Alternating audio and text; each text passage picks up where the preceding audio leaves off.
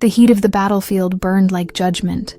Uriah, son of Eliam, stood among his brothers, warriors of Israel, men with skin darkened by the desert sun, eyes trained to see death and still march toward it.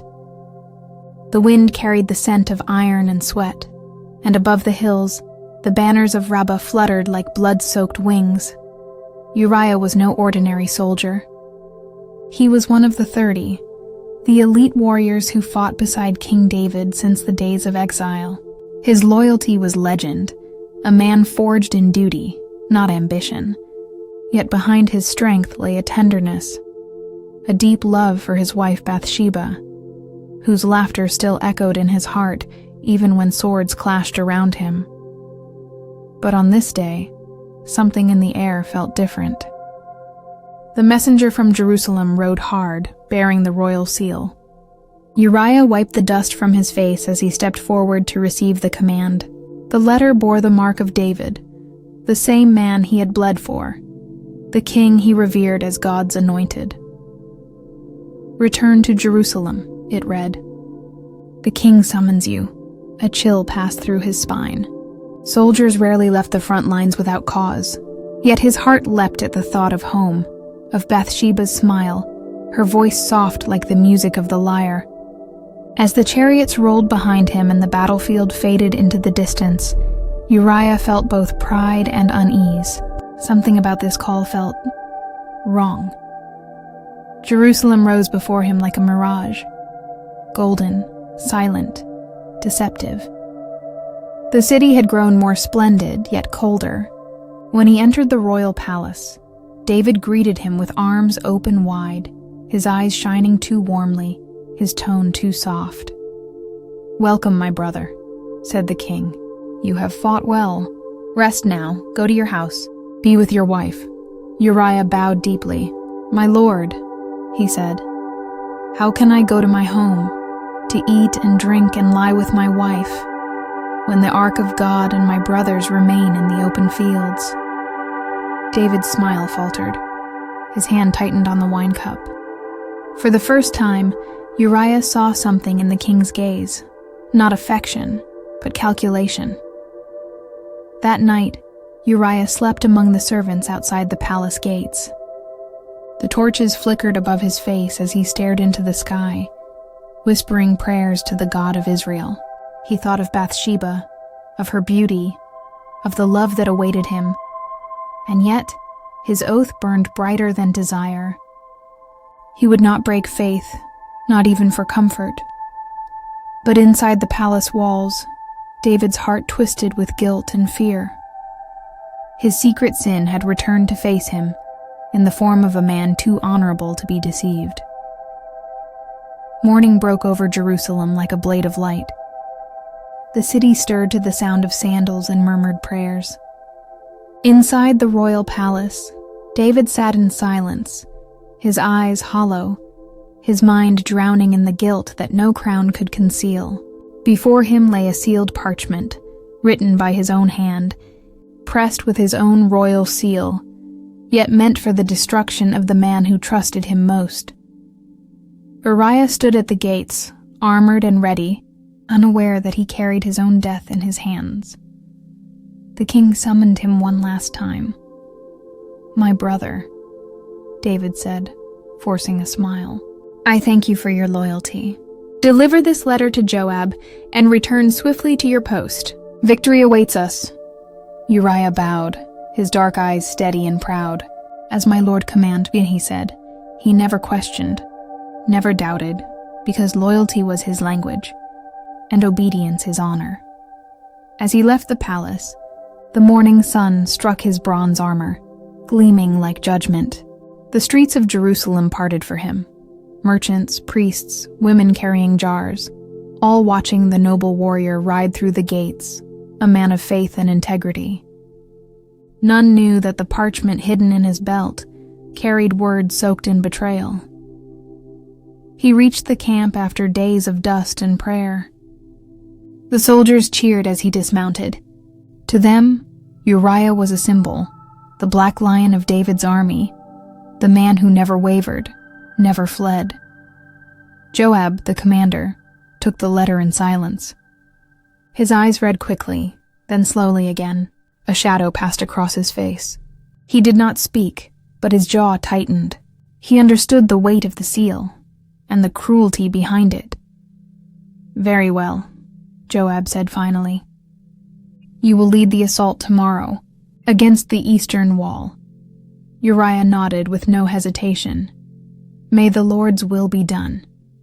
That night, as others slept, he stood by the fire, sharpening his blade. The sound of steel against stone echoed through the camp, like the heartbeat of destiny. He prayed for strength, for his brothers, for his king, never knowing that the king prayed for his absence. At dawn, the assault began.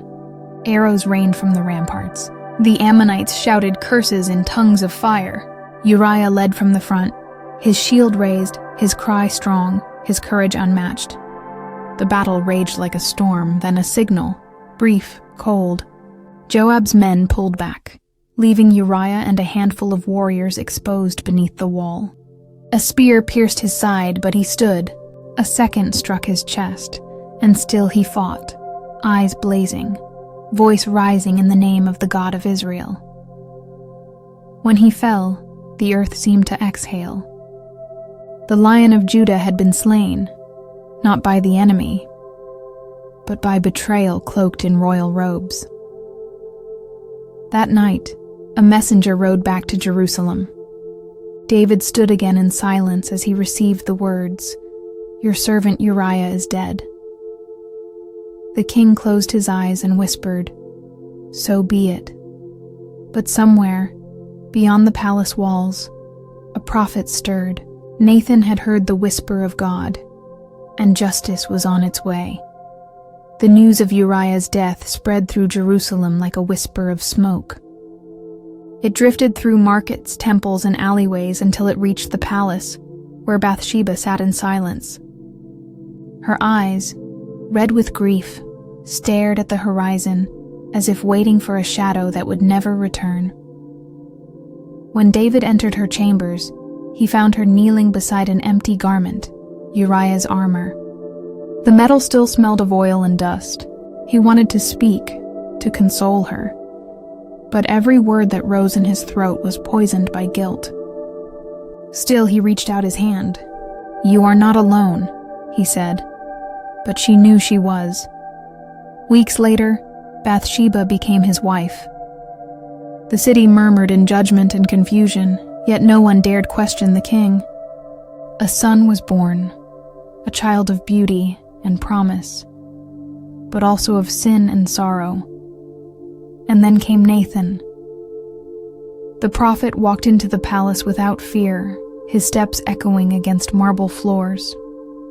His robe was simple, but his eyes carried the fire of heaven. David rose from his throne uncertain. "Brother Nathan," he said, "what word do you bring from the Lord?" Nathan bowed, then spoke softly. There were two men in a city, one rich and one poor. The rich man had many flocks and herds, but the poor man had only one lamb, a lamb he loved like a daughter. When a traveler came, the rich man took the poor man's lamb to feed his guest. He killed it and served it as if it were his own. David's eyes burned with anger. "That man deserves to die. He must repay fourfold for what he has done." Nathan raised his gaze, sharp as lightning. "You are that man." The words struck the throne like thunder. Silence fell, heavy and divine. Nathan's voice grew stronger, carrying the judgment of heaven. "You killed Uriah the Hittite with the sword of your enemies and took his wife as your own. Now the sword will never depart from your house." David trembled. The crown felt heavy, the room suffocating. "I have sinned against the Lord," he whispered. Nathan's eyes softened, but his tone did not waver. "The Lord has taken away your sin. You will not die, but the child born to you will not live." That night Bathsheba held her son as fever consumed him. David fasted and wept upon the floor, praying for mercy, but the heavens were silent. The child's breath slowed and stopped. The palace filled with mourning.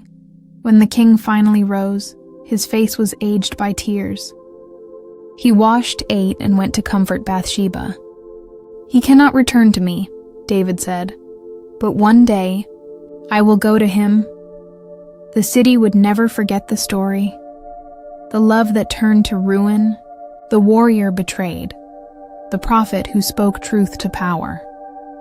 But among the people of Israel, whispers remained that Uriah the Hittite, the dark-skinned soldier of faith, had become more than a man. He had become a symbol.